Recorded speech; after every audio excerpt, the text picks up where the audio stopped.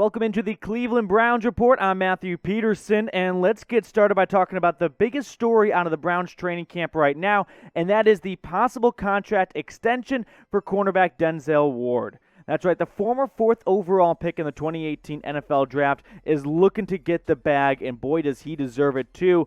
But there are some other things going on. So the Browns and Ward are in contract talks right now. However, the Browns picked up the 5th-year option on Ward, which means there's 2 more years left on his contract. You're looking at this year, and then next year he's set to make just over $13 million.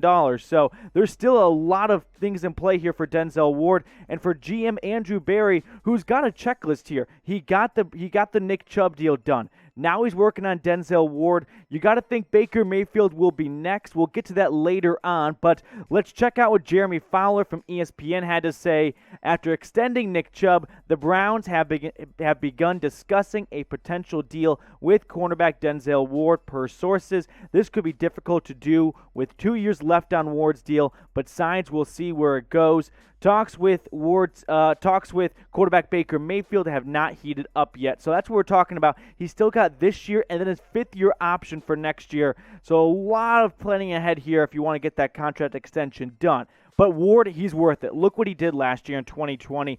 He had 18 pass breakups, 2 interceptions, 46 tackles, 1 tackle for loss. It's all right there. So it speaks for himself. This isn't really a question of whether it will get done, it's about when it will get done. But let's figure out where he's going to slot in terms of that pecking order of highest paid cornerbacks in the NFL. You look at Jalen Ramsey. No one's going to touch him. Marlon Humphrey recently got paid. That puts him second. Tre'Davious White as well from the Bills. Then you got Darius Slay. He's making just under $17 million. And Brian Jones recently got paid for Miami, $16.5. And then on the second half here, this is 6 through 10 in terms of highest paid cornerbacks. Xavier Howard, who just got it restructured, he's making just over 15. James Bradbury from the Giants, 14.5. Marcus Peters from the Ravens, 14 on the dot, along with Trey Waynes, who's a recent signing by the Bengals.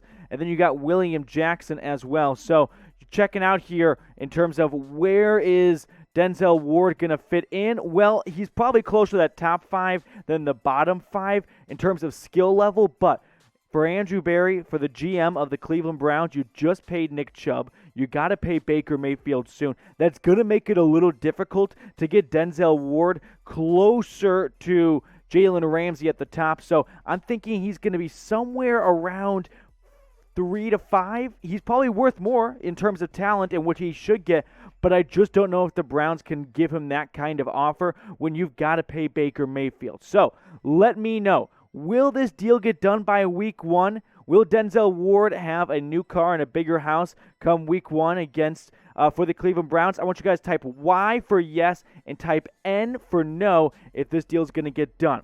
And while you're at it, guys, give us a subscribe here. Go down below, hit that subscribe button, youtube.com/Browns Report. We're going to give you all of the Browns news, rumors, everything you want to know going into the 2021 regular season. Other news here in Browns training camp, other things going on, trade rumors. That's right, Austin Hooper trade rumors, they're heating up right now. The recent free agent signing, well, a little over a year ago at this point now, he has not lived up to the contract, no doubt about it. Signed a 4-year, $42 million contract back in 2020.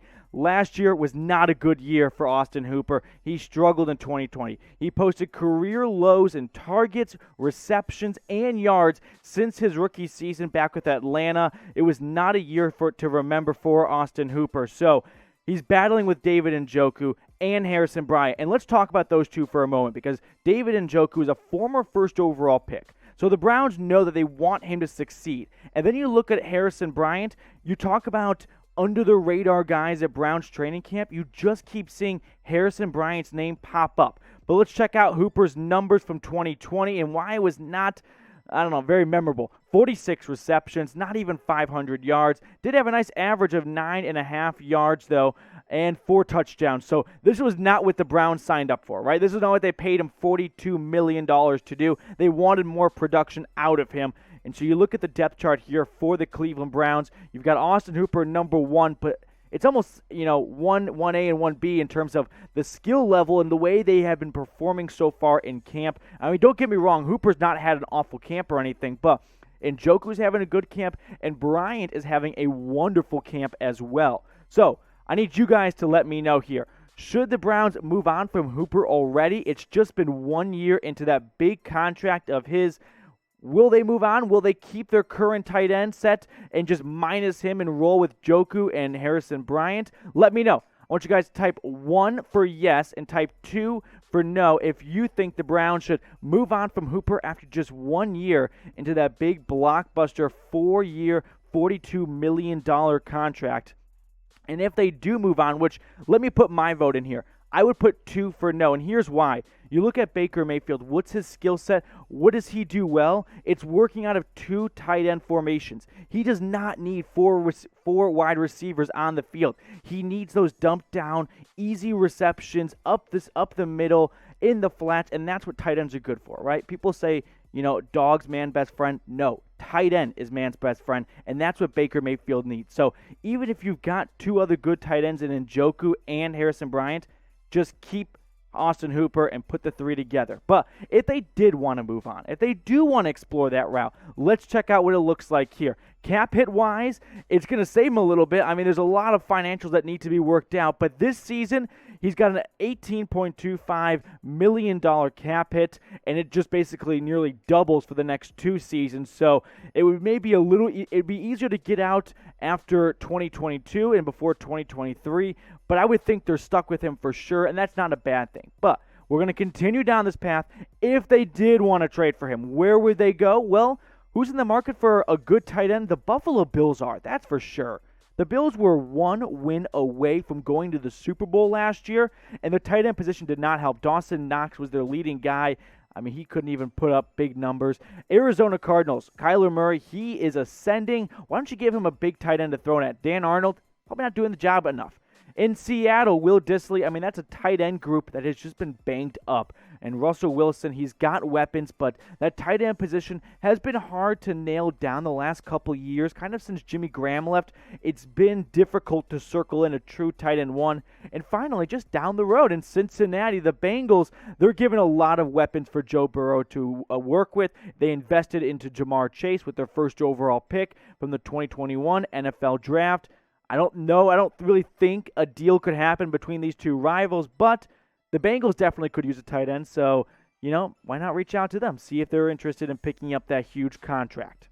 Next up here in the Browns report, let's talk about the kicking battle. That's right, kicker lives matter too, right? They're important. So in terms of the kicking battle, the Browns, they've got Cody Parkey. They had him last year. Was it bad? Wasn't great. It was good. It was fine. Cody Parkey was nothing to be ashamed of. He's entering his 3rd season with Cleveland, 2nd stint. He has not played on the same team, by the way, in consecutive seasons since his first 2 seasons in the NFL with the Philadelphia Eagles. Since then, he has just been living out of a suitcase, moving from one city to another. He started last season on the practice squad with the Browns and eventually rose up onto the active roster by week 2. So Cody Parkey has been there for pretty much a whole year, 16 games last year, got 15 in, but they've got some competition. They brought in a younger kicker in Chase McLaughlin. He's on his 6th team in 2 years. I mean, he's only been in the NFL for 2 years on his 6th team already. But they picked him up off waivers from the New York Jets back in March, and he's been a huge success at camp. I mean, he has really pushed Parkey, and that's what training camp's all about, right? You want competition. So far, in terms of kicks that have been recorded, he's only missed 1. I mean, he's been nearly perfect, right? And so that's what's making this very interesting. And you look at last year, Chase was someone that bounced around the NFL, didn't get a full season, almost like Parkey did. I mean, just 4 for 5 from 3-point land for Chase. Cody Parkey, 86%. So these two, you can't really compare the numbers here, but the kicking duel has been fun to watch. It's one of those nitty-gritty things that's been really juicy coming out of Browns training camp. You go back to the first time the kicks were recorded, Parkey on the first day, ugly. 1 for 5. That's right. McLaughlin, 5 for 5. Then Parkey kind of evened things up, and you can follow along there on the timeline. Parkey goes 6 for 6. McLaughlin goes 5 for 6. Then they both go perfect on August 3rd.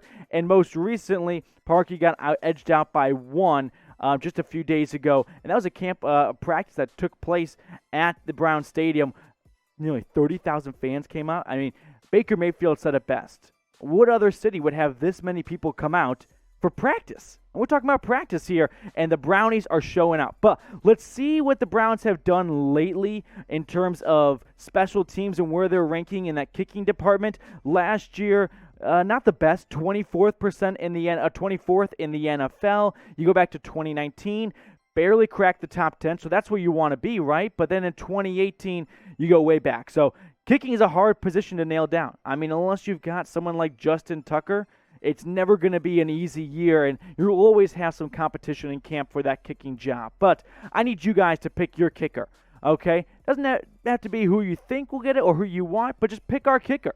Pick the Browns kicker. Type P for Cody Parkey. Type M for Chase McLaughlin of who you will think the Browns kicker will be in 2021 for Cleveland. All right, other things going on for Browns Report.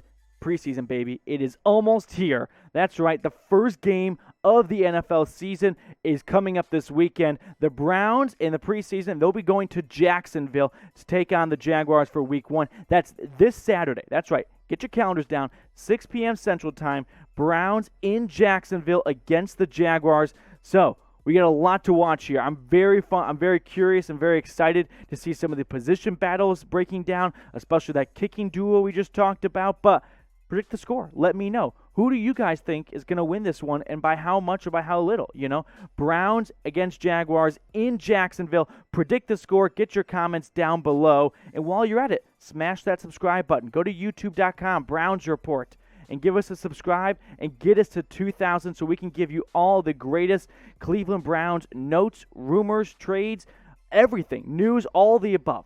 This is your home for everything Cleveland Browns here on the Browns Report.